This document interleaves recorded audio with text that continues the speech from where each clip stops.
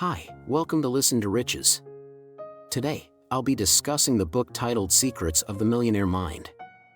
It's a bestseller and has remained prominently ranked in investment and finance charts, so let's talk about this book and why it's been getting so much attention. Basically, the book is all about how to become rich. But more than that, it gives a new way of thinking about getting wealthy, talking about money and how it affects the economy. You might have seen that in real life. Some people are really good at making money. Think about business owners, for example. Even if their business has some problems, they still end up rich. On the other hand, some people just don't seem to have luck with money. Even when they have chances to make money, they miss them. And even if they do make money, they spend it quickly and end up not doing well financially. So, what's the secret? Is it education, how smart you are, the job you choose, or the kind of person you are? According to the book, it's none of these things. Our money situation isn't connected to these factors. The real reason is something else. In simple words, the book says that we all have a sort of wealth blueprint in our minds.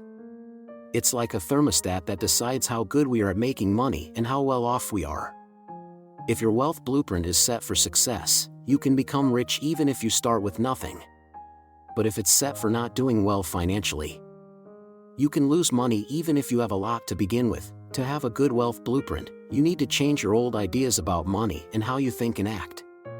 Only then can you become successful with money and work towards being financially free. The person who wrote this book, Harv Eker, started a training company in the US. But he's not super famous. The reason this book is still popular is because it talks about the money problems many people face and gives new ways to think about them. Plus, it gives advice that you can actually use. That's what makes it valuable. Let's dig into what this statement really means. There are 3 important words that can help us understand the idea of a financial blueprint better. First, we have most willing. As grown-ups, we all understand that earning money isn't easy, especially a lot of money. If someone doesn't strongly want to become rich, it just won't happen. To be straightforward, even if a delicious pie falls from the sky, you still need to reach down and pick it up. Even if you win the lottery, you have to buy a ticket first. So, the first step to becoming wealthy is having a strong desire for it. You need to want it so much that you'll work really hard for it. For example, the author tells us about a student who wanted to make a lot of money to help people with AIDS. This kind of strong belief usually lasts longer than ordinary reasons. Just wanting to improve your life with money is a wish, not the level of most willing. Next, we have achieve. As we talked about earlier, your money situation depends on how you've set your money thermostat. But this might be misleading. Does this mean that any money goal you set can come true? No. Not really. Because you not only have to set goals, but also take the necessary actions. For instance, if you set a special money plan with a small goal of $100 million, are you just talking about it or doing something about it? Is it a quick thought or a long-term commitment? The word achieve is really important here. Your actions need to match your goals. Finally, we have can only. This means your goals shouldn't be unrealistically high, but also not too low. They should fit with what you're capable of. This capability comes from things you're born with and things you learn. For instance, many people know that Bill Gates and Warren Buffett had advantages from their families. Gates' mom knew the boss of IBM, and Buffett's dad was an important politician. Their money plans are definitely different from most people's. These differences come from what they were born with and what they learned and worked hard at.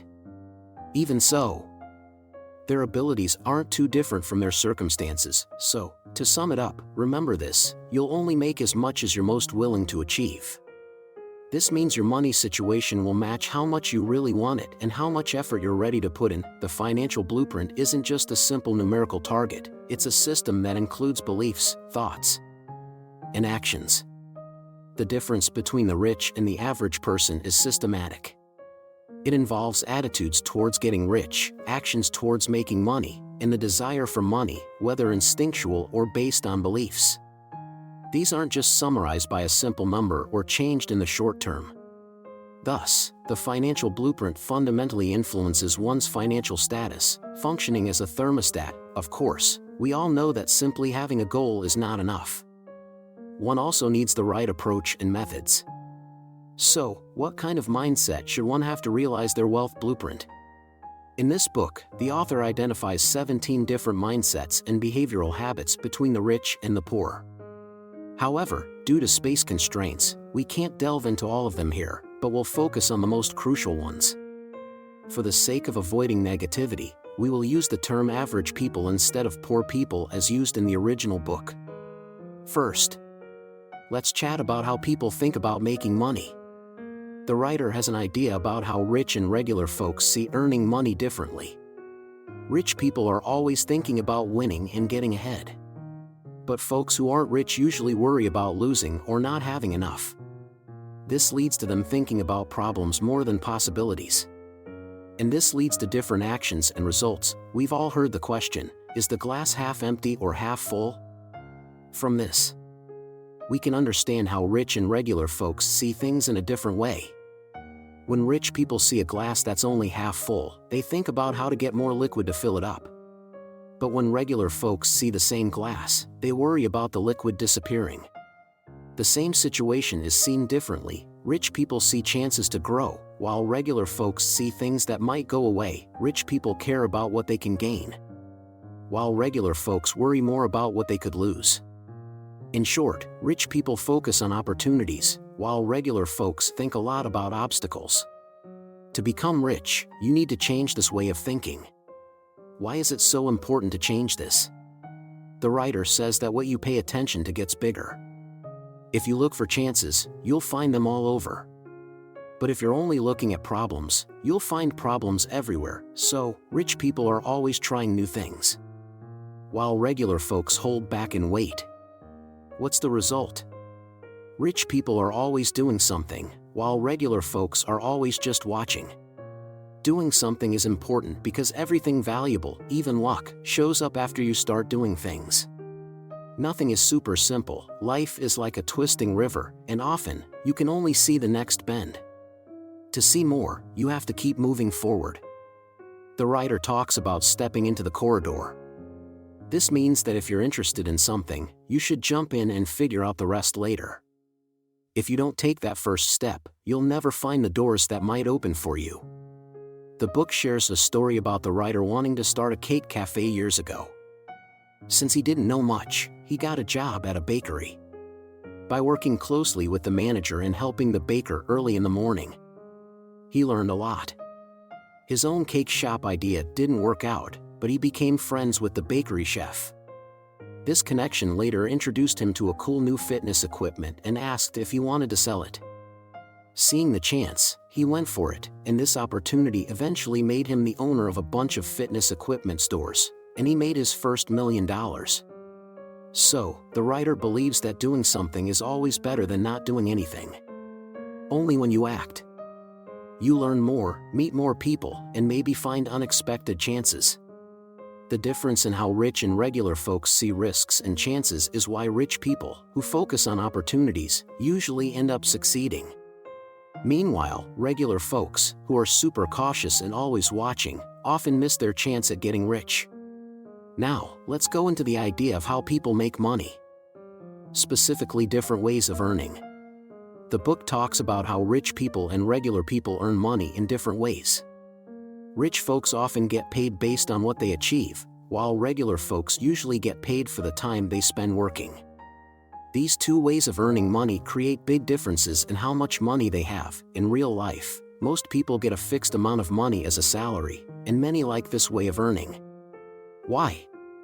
Partly because of what they've learned from their parents. Many have been told by their parents to work hard, do well in school, find a good job, and if you have a steady paycheck, you'll be happy.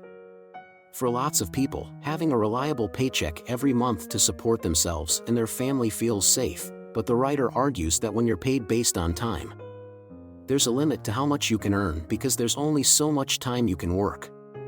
This goes against one of the main ideas for building wealth: don't put a limit on how much you can earn. While getting a regular paycheck feels good, it can also stop you from making more money. On the other hand, Most rich people earn money based on what they achieve. This could be from making sales, handling transactions, sharing profits, getting royalties, and more. These ways of earning money are connected to how well they do their job or the results they get. These types of income might go up and down, but there's no highest limit to them, which is why they can make people really rich. In the business world, the reward you get often matches the risk you take. To become rich, you need to take some risks and move from getting a fixed paycheck based on the hours you work to a more changeable income based on what you accomplish. The writer thinks it's tough to get rich if you're only getting paid for your time. So, the writer suggests that people who get a regular salary should try to negotiate with their bosses to get some of their pay based on how well they do. If that's not possible, they might think about being their own boss. This could start with doing something on the side, like teaching or giving advice in a certain field. And they'd get paid based on how well they do, not just on the hours they put in. In short, the goal is to earn based on how well you do, not just on how much time you spend, because that's a big step towards getting rich. Besides this, the writer also talks a lot about passive income. This means money that grows over time, like interest, rents, or royalties. Having this kind of income is really important for being financially free. How to save up and invest your money to make passive income is a big topic on its own. If you're interested, you can look into the original book or wait for more talks on this topic later. According to the book, following your wealth blueprint happens in a series of steps. First, ideas lead to feelings, then feelings lead to actions, and finally, actions lead to results. Earlier, we talked about the beliefs and way of thinking for building wealth. Now, let's look at the habits you need to have to make this wealth blueprint real. There's another book called Rich Habits that talks about speaking and acting wisely, taking care of your health, building good friendships, and more. It's really helpful to learn from. But the book we're talking about here gives a bigger perspective, maybe called Action Principles. I'll introduce 3 key wealth-building action principles or overarching behavioral habits. **** 1. Go all in on your commitments. ***. At the center of the wealth blueprint is what you aim for. But these aims can't just be words, they need real dedication. The writer says that being dedicated means putting all your heart and effort into your goal. Becoming rich isn't just a simple hope, it needs strong commitment and a lot of hard work. Many people wish for wealth, but only a small number succeed because they don't fully commit. Just working really hard might not be enough. Are you ready to work 16 hours a day, 7 days a week? Will you give up time with your loved ones and leisure activities? These kinds of sacrifices are common for rich people. The writer keeps saying that true success comes when you're fully dedicated to a clear goal, ***. 2. Avoid blaming, complaining, and making excuses. ***. Many regular people tend to act like victims. Blaming others, always complaining, and finding excuses. These actions actually stop them from being successful. When they blame outside things for their failures, they don't grow as a person. Complaining and making excuses make them focus on bad stuff, which can bring even more bad stuff. The writer suggests getting away from these habits. You should remind yourself to stop when you start doing them. If you do this, you'll stay away from failing and move closer to success. 3. Staying humble and keep learning. ***. The writer thinks that saying "I know" that can be risky when you want to become rich. People with lots of money always stay interested in learning new things. But many regular people believe they already know everything.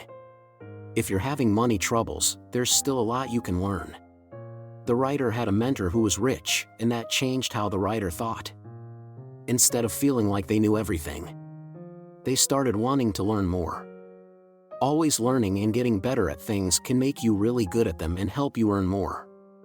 The world keeps changing, so learning means you won't be left behind. Staying down to earth, learning, and changing are important for getting and keeping wealth. Let's wrap up this review of the book by going over its main idea one more time. Every person has an inner money blueprint, like a thermostat, that affects how much money they can make and how well they're doing financially. This blueprint is more than just numbers, it's also about what you believe, what you think, and what you do. To make this thermostat work, you need to let go of old ideas about money, change the way you think, and build new habits. This means taking risks, looking for chances, and always learning. The author talks about 17 different ways of thinking and things you can do to become rich in the book. They compare how rich people and regular people see things differently. They say that to succeed, you need to be really committed and open-minded, and you need to actually do things, not just think about them. The real secrets to financial success are in the original book.